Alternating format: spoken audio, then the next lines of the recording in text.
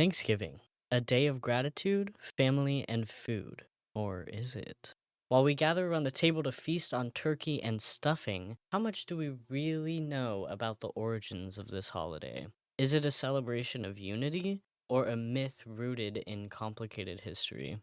In this episode of Midnight Oil, we're carving into the story of Thanksgiving, uncovering its evolution, the untold truths, and some quirky traditions that make it more than just a day for overeating and football. So let's get into it.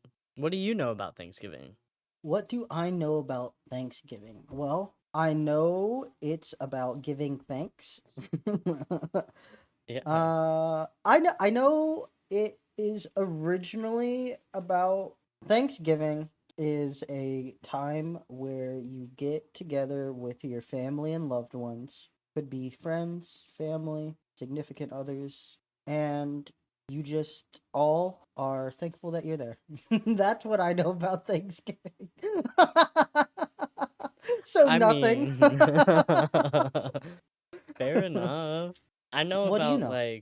I know the Pilgrims and the Native Americans had dinner one night and signed a treaty. There was something about Plymouth Rock and the Mayflower and food. Potentially turkey, but it was probably also not a turkey.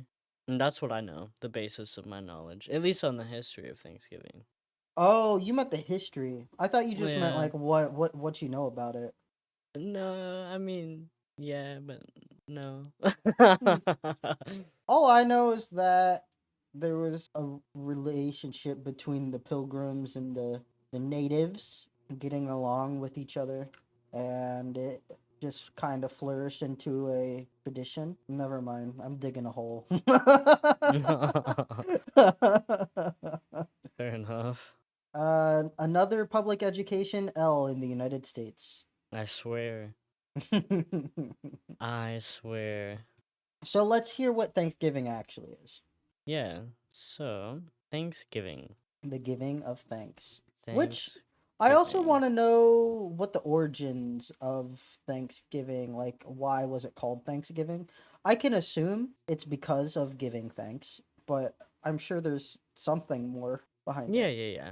We'll get there. So, Thanksgiving. So, this is where it all begun. So, first, we're going to start out with who were the pilgrims? What was their voyage? What the hell's going on in Plymouth? So, the pilgrims were a group of English separatists who sought religious freedom. They initially fled to the Netherlands but faced economic hardships and cultural differences. So in 1620, they secured passage on the Mayflower, aiming for the Virginia colony under a charter granted by the Virginia Company.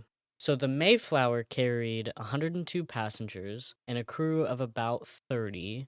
The journey lasted 66 days and the conditions were cramped and unsanitary. They were blown off course and landed at Cape Cod in November 1620, far north of their intended destination. So the Plymouth colony, after they scouted that area, they settled in what they called Plymouth. I'm going to butcher this, but the Wampanoag people, which was the name of the tribe, I think, they already inhabited that land. So, another case of colonization, obviously. The Yeah, winter was a brutal one, and nearly half of the pilgrims died from cold, disease, and starvation. I want to get more of a feeling for Plymouth because I don't where's Plymouth at? Is that West Virginia? No, it was north. It was Cape Cod. Oh, where's Cape Cod at? Beats me. North of Virginia. North of okay. All right. Massachusetts. Ah, Cape Cod Mass. Bay. Okay, Yeah. 40 miles south of Boston. gotcha. Okay, that makes more sense to me because I'm like some of the traditions it had to have been at least maybe a little bit colder, but I guess also it's not that far north, so it doesn't matter. Mm-hmm. Fair Interesting. enough. So, the Wampanoag Confederacy, led by Chief Massasoit, lived in what is now southeastern Massachusetts and Rhode Island. The Wampanoag tribe suffered devastating losses from European diseases introduced years before the Pilgrims even got there. So it wiped out a good bit of their population. And this one Native American dude, he was kind of like the guy that you probably would have learned about in school. Tisquantum or Squanto was a Patuxet man who played a critical role. He had been kidnapped by an English explorer years earlier and sold into slavery in Spain, but eventually he made his way back to the area. Squanto acted as a translator and mediator between the Pilgrims and the Wampanoag tribe. He taught the Pilgrims how to plant corn, catch fish, and use fish as fertilizer, which were vital skills back in the day. And then we get to the treaty. In March 1621, the Pilgrims and the Wampanoag signed a Whoa. mutual. Yeah. I caught it. I couldn't hear it because so we record just a little background. We record through Discord, so the audio on like our separate ends is really good, but Discord audio is not great sometimes. It's Wampanoag. Wampanoag? Wampanoag. I've been saying it wrong this whole damn time. Potentially, if you're saying it the way that I'm hearing it. Wampanoag? Yes. Yeah. Yeah, it's Wampanoag. Wampanoag? Oh my Or god. Yeah. Yeah. Wampanoag. Oh my god. Oh, I feel terrible now. Nah, I think it's fine. It's a goofy word. It's a goofy word. I was just like, am I catching that right? Or because the first few times I thought it was just like goofing, but Nah, that's how I thought it was. For real. not a big deal. Anyways, I was just curious. Wampanoag. That's Oh right. my god. Okay, Yep. anyways. In March 1621, the Pilgrims and the Wampanoag signed a mutual protection treaty. The Wampanoag offered assistance in exchange for aid against rival tribes. So that's like the basics of the history there. Now that we The got the boring stuff out of the way, yeah. history. Blech. Well, there's also the unspoken part of things. So it goes in to Mm. talk about how Thanksgiving is often portrayed as a harmonious feast between the Pilgrims and Native Americans, but this overlooks the complex and often tragic relationship that followed. After the 1621 feast, relations between Native Americans and settlers became fraught with mistrust, land disputes, and violence. Within decades, epidemics, war, and displacement devastated indigenous populations. The King Philip's War in 1675 and 1678, so less than 60 years after the first Thanksgiving was had, a brutal conflict erupted between native tribes, including descendants of the Wampanoag and English settlers, resulting in massive loss of life and the near annihilation of native communities in New England. This war is rarely discussed in connection with Thanksgiving, but it is like a critical part of the broad story. Wow. So there was like a whole war. hmm That's crazy. I mean, granted, it was like years after, but still. Also, I thought it dated back way further. Like I thought it was way past the 1600s. That's No, interesting. because like that adds up in my head. Because if we think back to the Salem witch trials, it checks out. I guess you're right. Yeah, I get. Yeah, that makes sense. I just thought like I don't know. It just seems like such a incredibly old tradition, but I guess that hmm is like 400 years. That is pretty incredibly old. Yeah. So no, that makes sense. Yeah, it adds up a little bit. Diving into the actual like Thanksgiving portion of it though. So, after a successful harvest in the fall of 1621, Governor William Bradford organized a 3-day celebration to thank God for their survival and their bounty. Around 50 pilgrims attended, joined by approximately 90 Wampanoag, including Chief Massasoit. I don't, now I don't know. Now I don't know what I'm saying. But the feast, so contrary to what we're eating modern day for Thanksgiving, the meal that they likely had was venison provided by the Wampanoag, wild fowl, possibly turkey, duck, or goose, so that's kind of where turkey came in, and seafood such as fish, clams, and lobster, and then corn, squash, beans, and nuts. There was no Mm. pumpkin pie and no cranberry sauce, just so you guys are aware. I want more. I want more seafood at my Thanksgivings. Honestly, lobster for Thanksgiving? Oh my god. That would I eat. might start. I might start bringing the seafood. That would be so huge. I love I would fuck seafood. with that vision. I love Yeah, seafood bring. too. You know what? Anyone who celebrates Thanksgiving, we know you're listening. Bring back the seafood. Mm-hmm. Just bring it back. Like all of the seafood. Clams, I could go without. Lobster though? Are you I kidding swear. me? Get some like maybe tuna or salmon? Oh, bro. Mm-hmm. Shrimp? I love shrimp. That'd be so Anyways. good. But funny enough, it wasn't called Thanksgiving at the time at all. And it wasn't a tradition yet. It was just simply a celebration because they had a good year, I think. They had a successful harvest. So it was a harvest festival. You ever had those at school? Not at school, but we definitely had harvest festivals in our little town, Fair. That's fair. and they were always pretty welcoming. Fair enough. I make it sound like I lived in like a village of like 100 people. We had like I think we had like a mini parade, like a Thanksgiving Day parade. That would check out. Yeah, I think we used to have this like harvest festival thing that I'm pretty confident that I went to, and I'm not making up false memories for myself. Fair But they enough. didn't call it Thanksgiving either. They called it the Harvest Festival. And Yeah. maybe I don't know, maybe they just took like the religious aspects out of it. I don't know. I have no idea. So the Harvest Festival is actually that came from Europe. They be having those festivals over there. We're just having like a good year.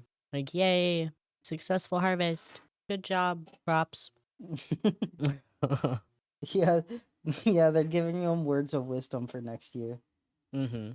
But so there were like other Thanksgiving events that were held by settlers in the years like afterwards, but they were often tied to religious gratitude for military victories or survival through hardships. So like, yay, we survived a good winter, slay, or yay, we won that war, celebrate. So that was interesting. The first Thanksgiving was popularized in the 19th century, particularly through the literature and art that romanticized the relationship between the Pilgrims and Native Americans.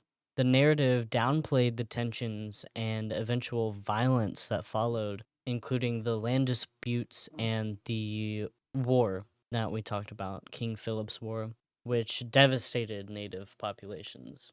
Fuck you, literature. Sorry, my bad. Fuck books. You can't never trust a book. Oh god. You don't trust books? Only some of them. Not school books. Like Like the textbooks. textbooks? Yeah, I don't fuck with textbooks. Yeah. Especially in America. Nah way. I will say American textbooks, at least now, are they definitely aren't accurate. And Yeah. They need to include the full story. that's on facts. I swear. So here's where it became a national holiday. Oh, like a S- governmental holiday, or I think so. Yeah. so they got paid their So, like 10 cents for the day. yeah. Yeah. You'd think, right? So the Sarah Joseph Hale, she came in and wrote Mary Had a Little Lamb. Mary had a little Really? lamb, fleeces white as snow. Yeah. That's within the past 400 years? Yeah, I think so. Wow. It was in the 19th century. Whoa. Okay. Yeah. Shout out Mary. I swear. Well, Sarah and Mary. Shout out Sarah and Mary. Mary's my But grandma's name. Okay. Rest Yeah, in peace, shout out Grandma. Mary. Shout out Mary. You out there. That's right. But yeah, Sarah Josepha. You Oh, mean is it Josephine? it's Josepha. Josepha? Okay. Sarah Josepha Hale pushed for Thanksgiving to become a national holiday in the 19th century. For 17 years, she wrote letters to presidents and editorials advocating for a unified day of gratitude. Now, Abraham Lincoln, he steps in. During the Civil War, President Lincoln declared Thanksgiving a national holiday in 1863, aiming to foster national unity. He said it for Shout the out. last. I swear, come on, Lincoln. But he said it for the last Thursday in November, a date that remained until 1941 when Congress established the fourth Thursday as the official date. So every fourth Thursday Yes. of the month. Yep. Every fourth Thursday is Thanksgiving. Fourth Thursday. That started in 1941. So, okay, interesting. In 1789, the first national Thanksgiving was proclaimed by George Washington on November 26th, 1789, to celebrate the U.S. Constitution.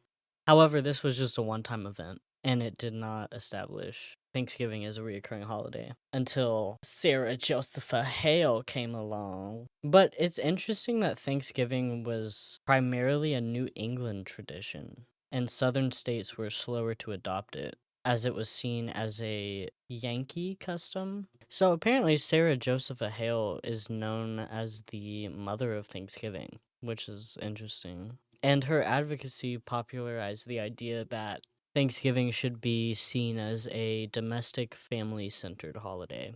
So, by the late 19th century, Thanksgiving began to resemble the modern holiday. Turkey was established as the centerpiece of the meal. Side dishes like stuffing, mashed potatoes, and cranberry sauce became staples. Family gatherings became central to the celebration, reflecting Hale's vision.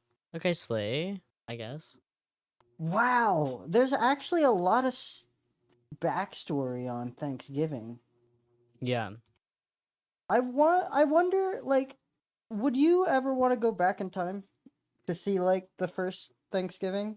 See how that went? Yeah, in theory. But then I It, would just be like a colonizer or pilgrim, you know what I mean? yeah. So, interestingly enough, backtracking to the fact that Thanksgiving was celebrated on different dates in different states, Franklin D. Roosevelt moved it up 1 week in 1939 to extend the holiday shopping season, creating controversy resulting in what was called Franksgiving, which I assume is just named after him. Mm, Yeah. And then, okay, this is actually low key crazy to me. So, the Macy's Thanksgiving Day Parade in New began York. in 1924. Macy's has been around for a long time. No wonder that's such like a looked for tradition. I have to see the Macy's Thanksgiving Day Parade. They had Mm, floats, balloons, and Santa Claus to usher in the Yo, Christmas season. do you think the parade is outdated, or do you think they should do something new? Yeah, I think it's boring, to be honest. I think it's all if they change things up, I'd be more inclined to watch it. It used to be cool, but I don't know. If you watch it like 2 to 5 times, you're good.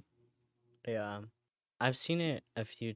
That's like a staple on my grandparents when I go over there. They're always like, "We gotta watch the Macy's Thanksgiving Day Parade." I'm I like, "Yo, understand turning it on if you have like company over. Like you know how when you have like family gatherings and the TV's on? yeah, yeah, I get it for that reason, but if I'm at home, that's not what's on, right? yeah." That's not what's going to be on. We're turning on not Rick and Morty with the kid around, but Winnie the Pooh's that's Thanksgiving, right. That's Charlie right. Brown's Thanksgiving, Charlie Brown, man. Or what maybe an one of OG. the Wile E. Coyote Roadrunner cartoons. Facts. That's a good one. So, okay, so where are we at time-wise? Like 1920s? Yeah. So in the 1920s, Macy's was big enough to start hosting like Parades. parades. Yeah, with floats and balloons Oh and my Santa god. Claus. November 27th, 1924. Oh, that shit was scary, actually.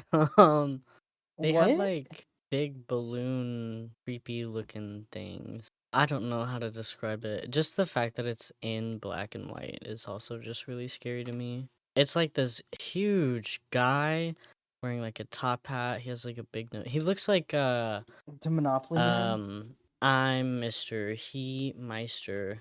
I'm Mr. Snow. I'm Mr. Icicle. He literally looks like the Heat Miser with a top hat on. Whoa! He kind of does. Like, I'm not even playing around. That's kind of Like, creepy. yeah. Look at all those white hats. What's the deal with white hats? What year is this picture? 1924. So so for people, I guess nobody has video yet because we haven't done that. We might throw a picture up. We're starting to do YouTube stuff. Kinda. Trying to. We might throw it up. I don't know. But it's in New York City down, same road or whatever they do the parade. And it's this really tall, I don't even know if that's a float. It's just a big tall thing that literally looks like a heat miser. It's a balloon, I think. And he's got a big white hat on, but I don't know what the significance of the white hat is. Wow. It's like almost culty. I wonder what the deal with the white hats is. I'm looking it up right now. I can't find it. It's literally. It might just be the fashion. I guess that was just in style.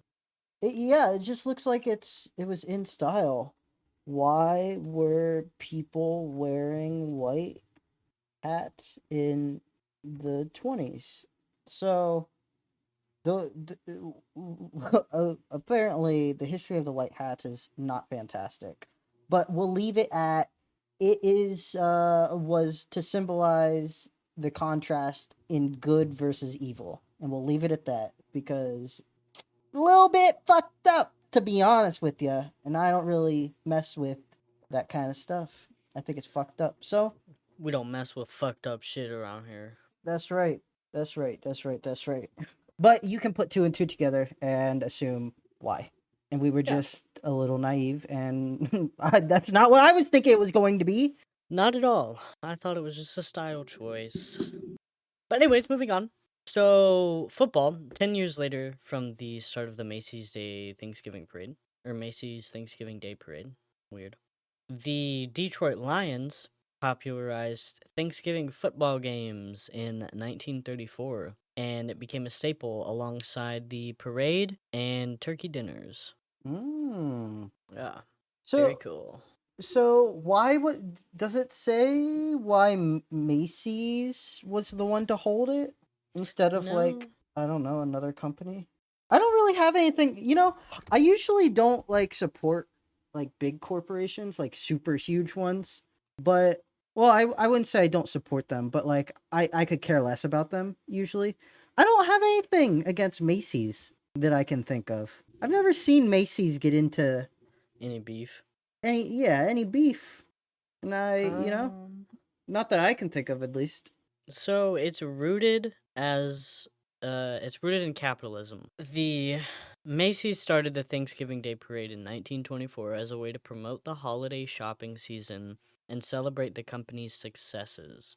It was a marketing strategy, and they were facing growing competition at the time. So they were like, oh, yeah, let's establish ourselves as the leader in holiday retail. So they were like, yeah, fuck it. Let's throw this grand parade, and it's just going to be one big advertisement, really. Hmm. And the timing on Thanksgiving morning was a strategy as it marked the unofficial start of the Christmas shopping season. Oh yeah, Black Friday. hmm So the way that it was showcasing the successes was Macy's flagship store in Manhattan, located at Herald Square, had recently expanded to cover an entire city block, making it one of the largest department stores in the world. The parade served as a way to showcase this success and invite more foot traffic. Hmm. So they were keeping track of the amount of people. Roughly. Okay. This is interesting. It doesn't tell me much information, so I don't really know how good this is or bad this is. But many of Macy's employees at the time were immigrants who wanted to celebrate the American holiday season with a touch of European tradition.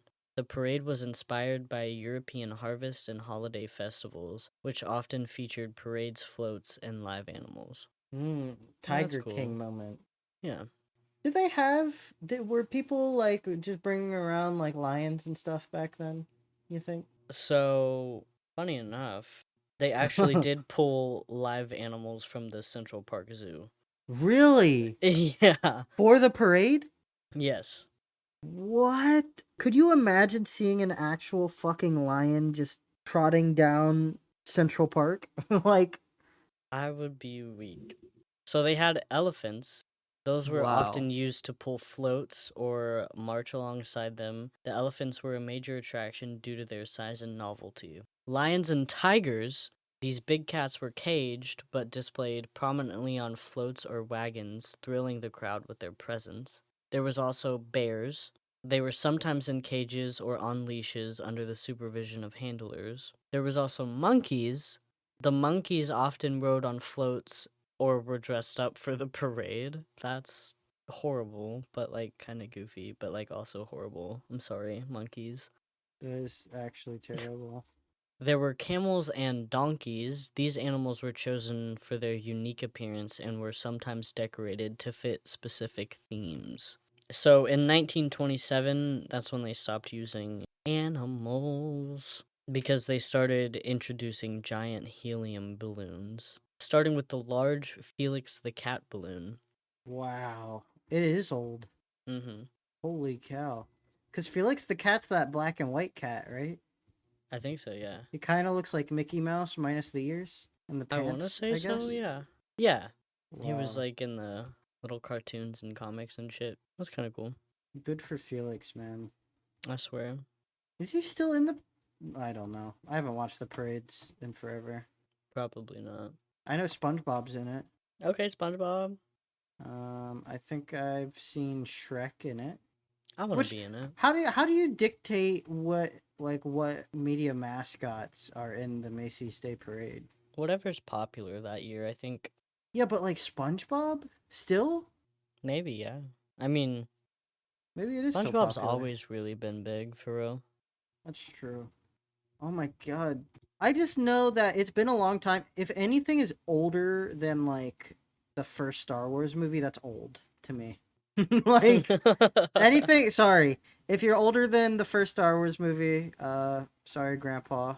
Uh that's a long time though. Cuz the first Star Wars movie was the 70s. And I like cartoons from the 70s and the 80s. Was that like the Jetsons? It was like Looney Tunes, I don't know. I think Jetsons might have been 80s. Let me look. Jetsons was 60s. Wow. What was the. It's not the Smurfs. Are they called the Snorks? The 60s were the Flintstones, the Jetsons. The Snorks were the 80s. I fucked with the Snorks low key. Isn't that the one of the people that look like straws? They got straws on their Um, head? yeah, they got straws on their head. Yeah. Nah, I searched up old cartoons and tell me why, like, No, don't say shit it. shit that I watched as a kid is No, okay. like what? The Grim Adventures of Billy and No! Oh! Courage the Cowardly Dog, Oh Dexter's no. Laboratory, We can't be getting that old, bro. We're Johnny only Bravo. 20s. This is horrible. Scooby Doo is old. No! I agree. The Foster's Home for Imaginary No! Kids. Oh my god, we're old. We're old. Oh my god, why? No, I need like old cartoons.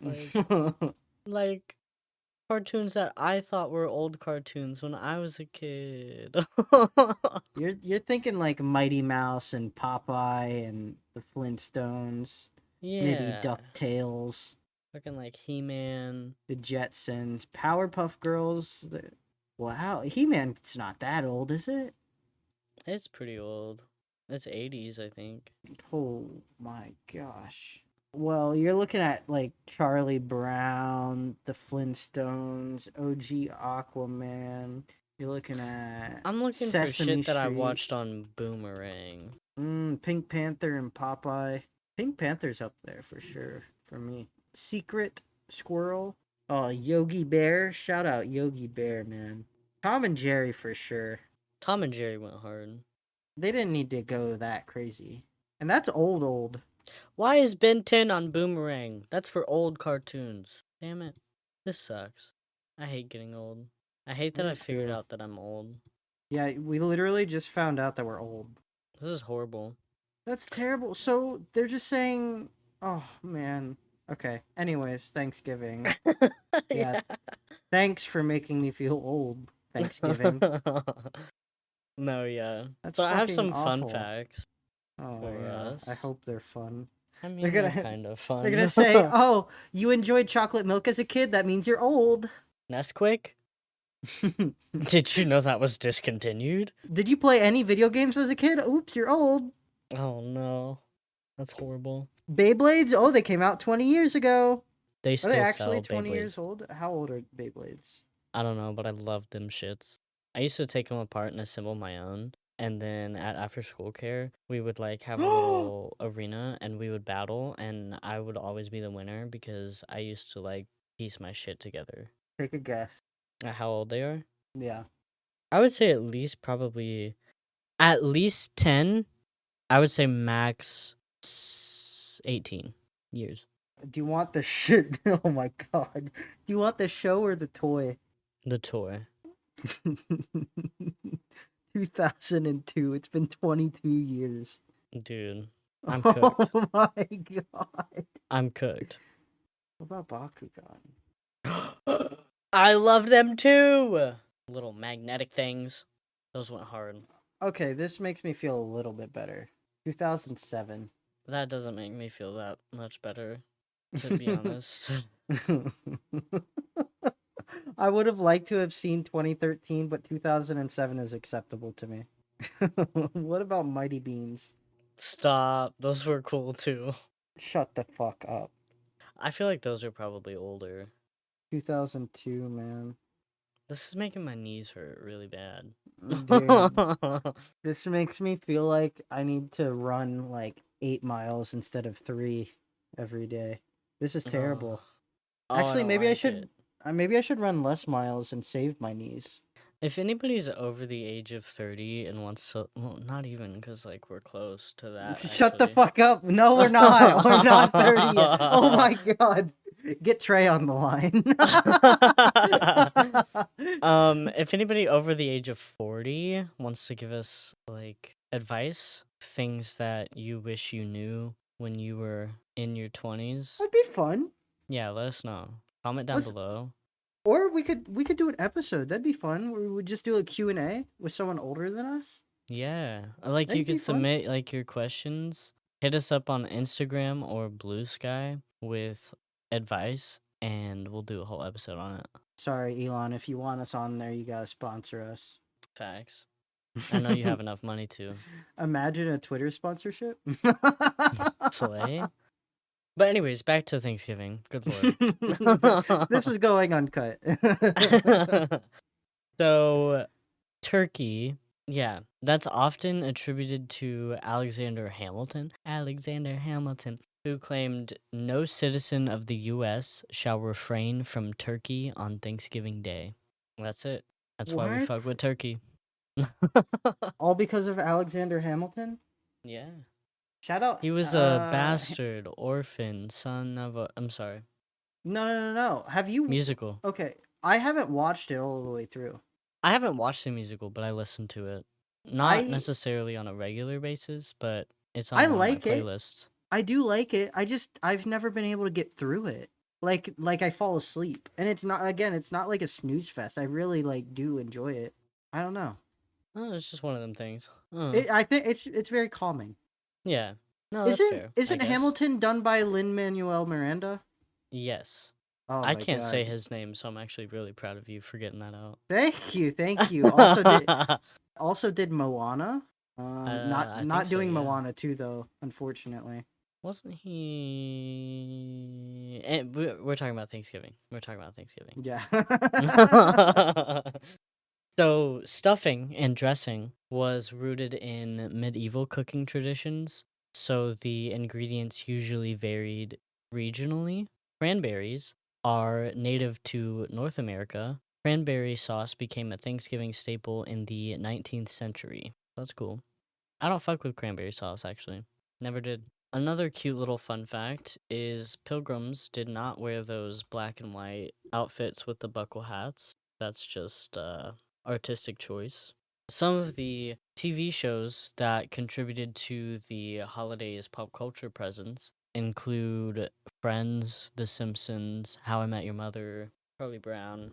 We, in the pre show, we uncovered that there aren't that many Thanksgiving movies, but apparently one of the movies, Planes, Trains, and Automobiles, revolve around Thanksgiving themes of family and gratitude. There's a few horror movies that are Thanksgiving themed, which I think is actually kind of really funny because, like, what? Yeah, I think it's really interesting. I can't think of a whole lot of Valentine's Day movies either, but like we have so many Christmas and Halloween movies. I think any Halloween movie can just literally be horror movie. But if you think about it objectively, how many Halloween movies are actually about like Halloween? You know what I mean? Mm.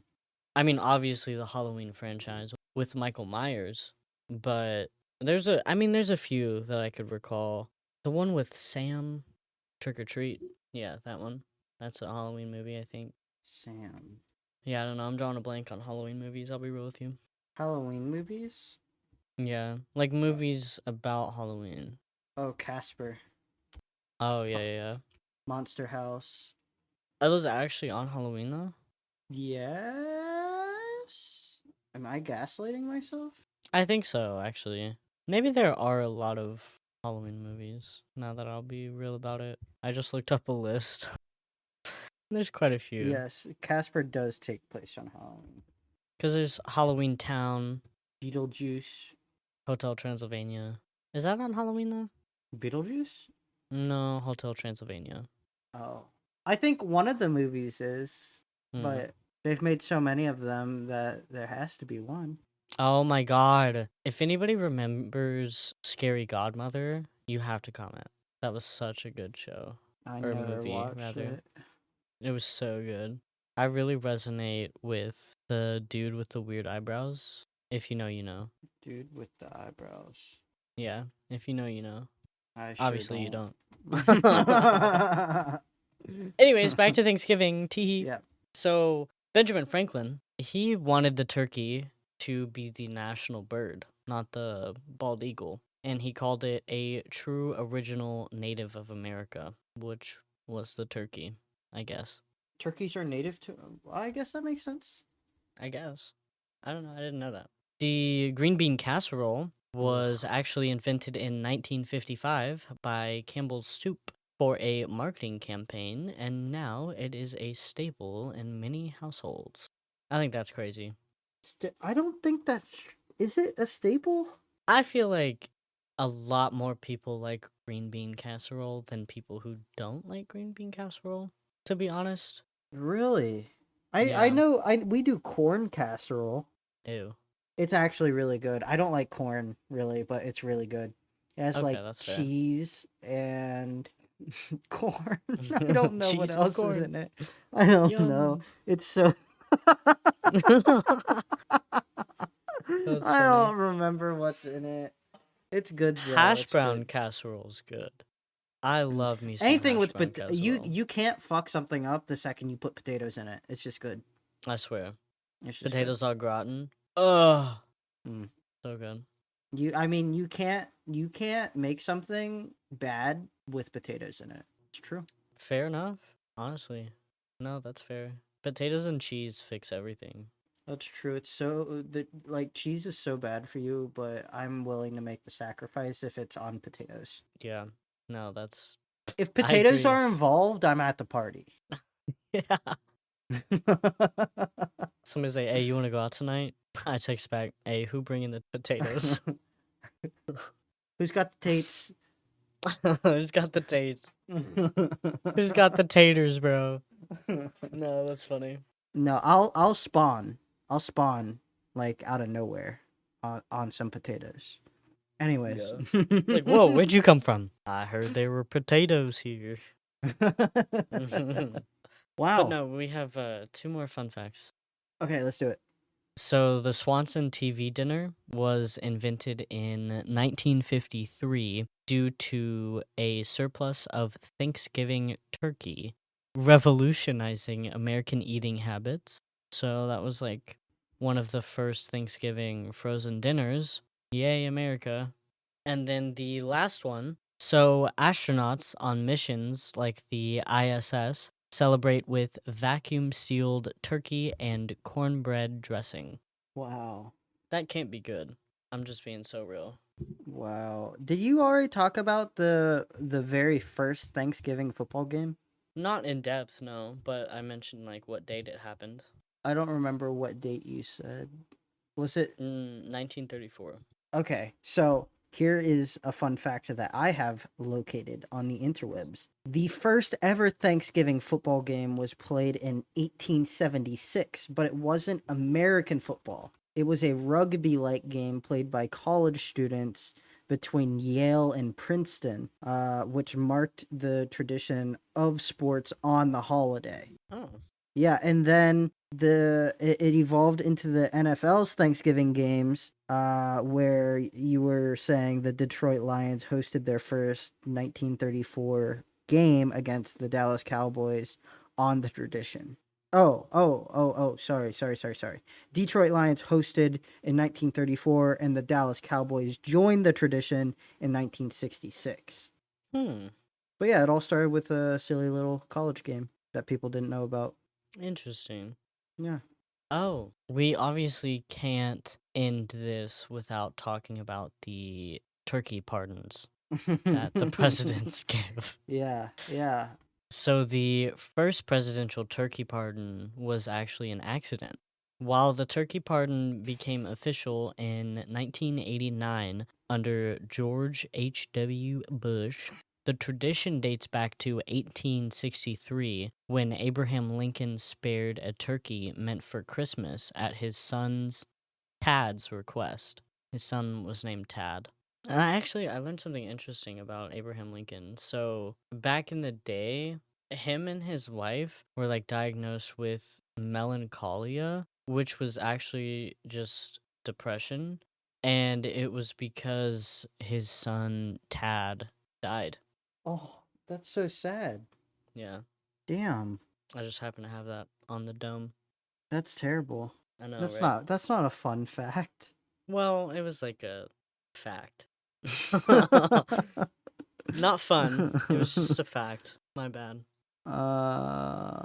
So the spared turkeys are usually sent to live their days out on a farm or a sanctuary or something of the sort, somewhere in like a historical estate like Mount Vernon or a special university with different agriculture programs. But it's really sad either way because these turkeys are usually really young because they have short lifespans due to their breeding, because they just try and make turkeys really big. But they're usually treated with care if they're pardoned presidentially. So, fun facts about the turkey pardon. Number one of three. They receive quirky little names that reflect on pop culture or current events, like in 2021, peanut butter and jelly. Uh-huh. There's a backup turkey, so there's a second turkey prepared as a backup in case the primary turkey cannot participate in the ceremony. Aw. And then there's public voting, where occasionally people have been allowed to vote on which turkey gets the official pardon, though usually both of them are spared. So there you go. Also, shout out my favorite thing to watch on Thanksgiving. Tab, do you remember? The Rick and Morty Thanksgiving episode? Yeah, it's called Rick and Morty's Thanksploitation Spectacular. I think it's season 5, episode 6 or something like that. Fact check me. Oh my god, no fucking way. No, no. Is that also the name of the episode? Yeah, Rick and Morty's Thanksploitation No, that's bad. That's really Spectacular. bad. That's really bad. That's hilarious. No, I'm telling you, it's my favorite Rick and Morty episode to watch on any given holiday. That's fucking crazy that you knew that. I can't believe uh, that. no, it's such a good episode. If you are an adult surrounded by other adults with no kids present, it's really funny and it's a great episode. So I love it. It really encompasses Thanksgiving as well. I think very, very good. So there you go. That's wild. That's Period, funny. though. Yeah, but Tab, they are educated on Thanksgiving a little bit, mixed with some Thanksgiving cheer for all to hear. Yay! Thanksgiving. But if you liked this episode of Midnight Oil, make sure to give us a rating. I feel like I have a blog in like 2012. Give us a rating on Spotify, Apple Podcasts, wherever you listen, and go follow the Instagram. I plugged that, I think, last time, but we're sitting at 14 followers. So if you're following, unfollow. And if you aren't following, please do follow because I'm tired of looking at 14. So I just want a new number. And I want to say go check out the Patreon. At least sign up for it because you can do it for free. I don't remember what all we have on there for free, but there is a free option. And all of our Patreon members get some really cool stuff. There's going to be a good amount of footage from this episode and last episode and the pre-show that will be on Patreon. And Yes. we do uncut stuff, we do pre-show, we do future projects. You get a little sneaky peeky, and yeah, it's a lot of fun. Tab, what do you got? I think you've hit everything. Oh, our Patreon shout outs. So, shout out to our very first Patreon member, Zade/Agrode. You can find him on twitch.tv/Agrode. That's Agrode with a 0. Our He's a day second one. member, Day Swear to God. one. Day one for the God. Patreon. And our second Patreon member is Dakota. That's Key's partner. Big ol' shout out. And then our third Patreon member is me. That'll never get old. Even when we have a bunch of Patreon members, we should keep you on the list. Yeah, for sure, for sure. But yeah, No, we that's funny. appreciate you guys. Thank you so much. And we hope that you guys enjoy the extra content that you will be able to listen to on Thanksgiving. So Yeah. I think that's it. We kind of went over everything. That's our Thanksgiving episode. Yep. And I think we're going to just see you next Wednesday. All right. We'll see you then. Nighties. Good night.